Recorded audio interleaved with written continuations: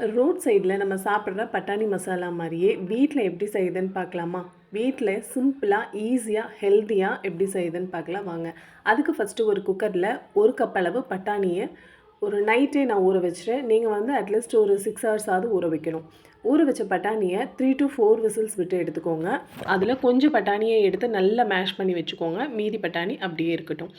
மறுபடியும் மிக்ஸி ஜாரில் 1 பெரிய வெங்காயம், 1 தக்காளி, கொஞ்சமாக மல்லித்தழை, கொஞ்சமாக ஜீரகம், இது எல்லாமே இஞ்சி பூண்டு இது எல்லாத்தையும் சேர்த்து நல்லா ஃபைன் பேஸ்ட்டாக அரைச்சி எடுத்து வச்சுக்கோங்க. ஒரு கடாயில் தேவையான அளவு எண்ணெய் ஊற்றிக்கோங்க. அது கூடவே நம்ம அரைச்சி வச்ச பேஸ்ட்டையும் போட்டு நல்லா கொதிக்க விடுங்க. இது கூடவே மஞ்சத்தூள், தனியாத்தூள், வரமிளகாத்தூள் இது எல்லாத்தையும் போட்டு நல்லா பச்சை வாசம் போகிற வரைக்கும் கொதிக்க விடுங்க.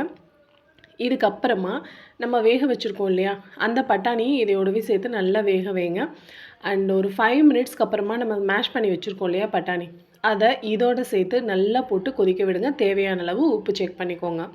இது எல்லாமே சேர்த்து நல்லா கொதிச்சு லைட்டாக அந்த எண்ணெய் பிரிஞ்சு வர ஸ்டேஜில் திக்கனாகும். அதுக்கப்புறம் நீங்கள் மல்லித்தழை தூவி ஆஃப் பண்ணிவிட்டு தனியாக ஒரு கப்பில் நீங்கள் சர்வ் பண்ணி கொஞ்சமாக மேலே கட் பண்ண வெங்காயத்தை போட்டு சாப்பிட்டு பாருங்கள்.